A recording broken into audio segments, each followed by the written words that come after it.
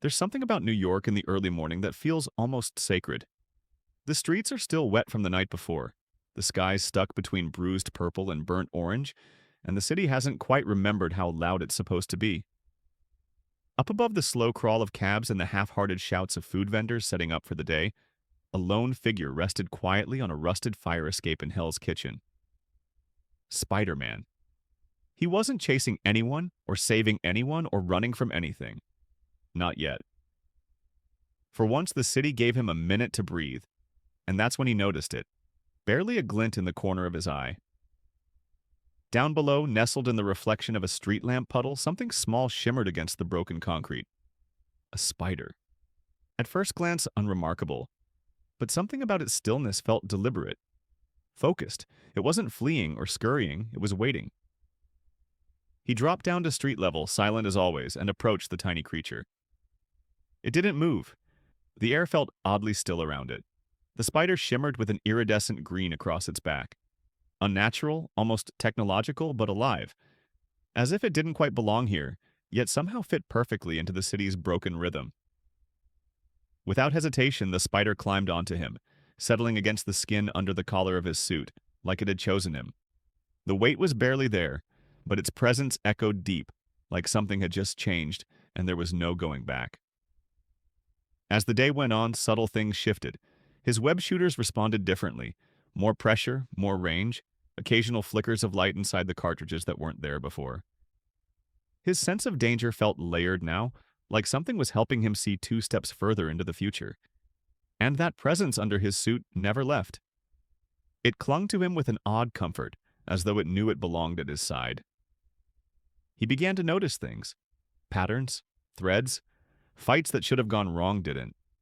Accidents that should have happened didn't, not because of luck, because something intervened, something tiny, something precise. Days passed and the city carried on like it always does, loud, hungry, relentless. But for Spider-Man, everything had changed. He wasn't alone anymore. Not really. And although the creature never spoke, never showed any signs of intelligence in the way people might recognize, it communicated in silence, in motion, in instinct. Its webs were unlike his. Luminous strands that shimmered faintly in low light, laced with energy that pulsed like veins beneath the surface. When analyzed, they defied explanation. Organic, yet charged, threaded with a type of structure that didn't follow any science he understood. No lab, no microscope, no Oscorp file could explain it. But the spider wasn't just some anomaly. It was something else. Something old. Its behavior felt like ritual.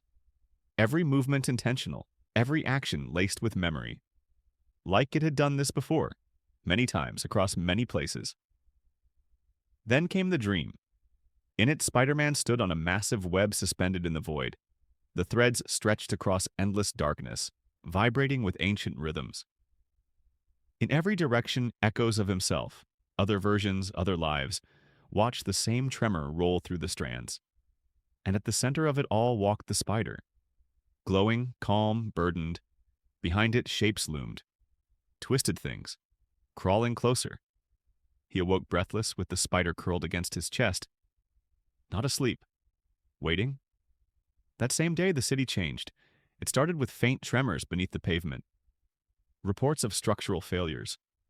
Webbing appearing in alleyways where no webs should be. People disappearing into narrow spaces only to reappear confused, dazed, unable to explain what they'd seen. And then came the creatures. Massive, armored arachnids, unlike anything in Earth's ecosystem. They moved like machines but fought like animals with instinct and fury. They weren't here to feed. They were here for something else. Through smoke and chaos, Spider-Man moved as always. Fast, smart, reactive, but he wasn't fighting alone. The spider, still clinging to him, leapt into action. It struck with precision, its webs slicing through armored limbs, its small body glowing brighter with each encounter. Every thread it spun seemed to resonate with the air around them, as though it was rewriting the space it touched. And then the Queen appeared. She was enormous, impossible in size, trailing webs that clung to buildings like scaffolding. Her presence cracked the streets. The smaller creatures paused at her arrival, and deep beneath her chitinous shell, something ancient stirred. But the tiny spider didn't back down. It climbed to the top of Spider-Man's shoulder, and for the first time, it spun a symbol into the air.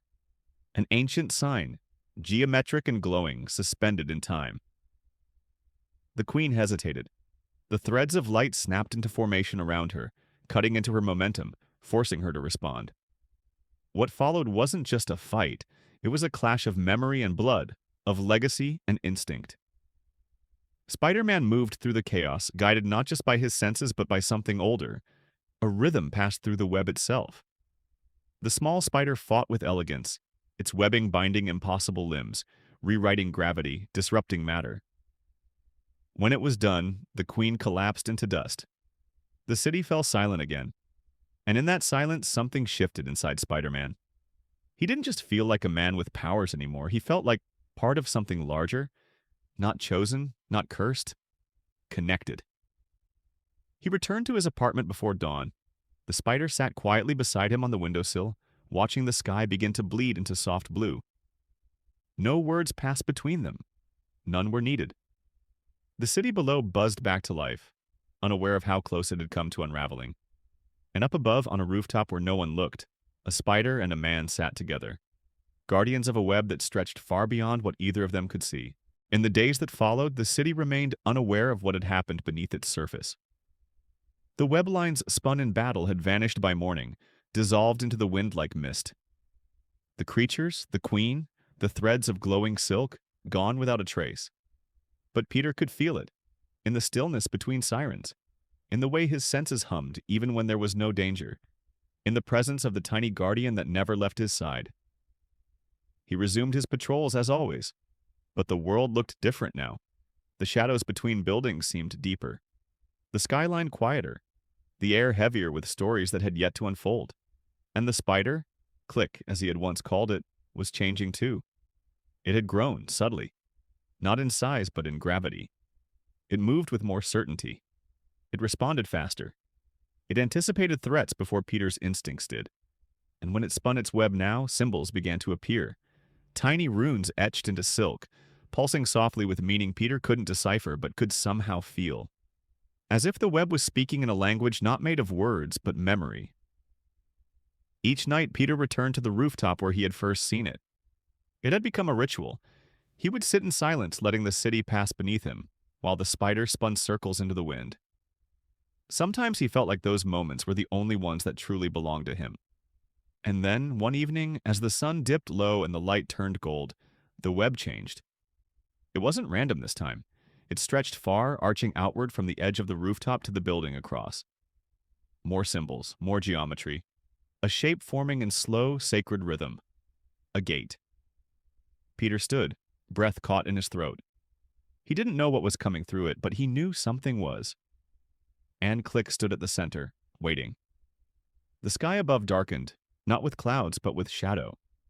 As if something vast on the other side of the veil had cast its attention downward. And just like that, the gate pulsed. For a moment, everything in the city froze. Not visibly, not in motion, but in feeling. The kind of stillness that only exists in dreams right before something breaks. Then the web shattered. A crack split the air, not a sound, but a fracture. A thin line across the sky, glowing white, then black, then disappearing entirely. Nothing came through, but something had seen. The connection was made. Click turned back toward Peter, no fear in its stance. Just readiness. Whatever was coming, they had woken it, and now the web would tremble again. Peter stepped forward, his heart steady. The weight of what was coming didn't crush him. It focused him. He wasn't just a hero in a mask anymore, he was a strand in the greater weave, one pulled tight between past and future. And the spider at his side wasn't just a companion. It was a key to something ancient, to something hidden, and soon to something vast. The city carried on below, unaware. But far above the skyline, on the edge of the coming storm, Spider-Man stood ready, shoulder to shoulder with a creature smaller than a coin and older than memory, waiting for the thread to pull tight once more. And when it did, he would follow it wherever it led. Days turned to weeks. The gate never reopened, but the sky never quite returned to normal either. There was a tension in the clouds now, like the city was holding its breath, like something just beyond sight was waiting to exhale. Peter felt it every night he suited up. The city still needed saving. Muggers still ran alleys. Fires still sparked in forgotten buildings. Lives still dangled from the edge of rooftops. But all of it felt like echoes, like background noise to something far bigger gathering in the dark. And still, the spider stayed. It no longer hid under his collar. It walked beside him now, quietly, confidently, its presence no longer a mystery but a reminder, a symbol of what he had become part of. When Peter looked at it, he didn't see a bug anymore. He saw a story, one that stretched far beyond this city, far beyond him. One evening, as the sun slipped behind the skyline in a blaze of orange, Peter stood at the edge of a high-rise and looked out over Manhattan. Below, the city pulsed and roared, alive in its usual chaos. But above, the world was still. The spider perched beside his boot, its small frame silhouetted against the glow. And then, something changed. The webbing on its back lit up, just faintly, like starlight catching on thread. Its legs shifted, slow and ritualistic, weaving one final strand of silk into the air. The thread didn't anchor. It floated, light as smoke, and drifted upward, higher, higher, until it faded into the sky. And with that, the spider stepped back.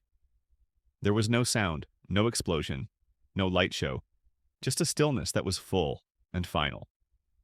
The spider turned to Peter one last time, and then, with the grace of something ancient and eternal, it climbed up the wall and disappeared. Not vanished, not gone, just elsewhere. Peter stayed there a long time, the wind brushing his suit, the last golden light kissing the buildings, and for the first time in weeks he felt peace. Not because the danger was over, but because he finally understood something. He had been chosen, yes, but not to carry the weight alone. He had been reminded that even the smallest things could shape the course of worlds, that even a single thread could connect galaxies, and so he stood tall. Not as a boy with a burden, not as a man with powers, but as part of the web. The world below kept moving, lights turned on, horns honked. Somewhere a siren sang, but above it all, Spider-Man watched and waited, ready for the next tremble in the thread. Because now he knew, wherever it led, he wasn't just following it. He was part of it.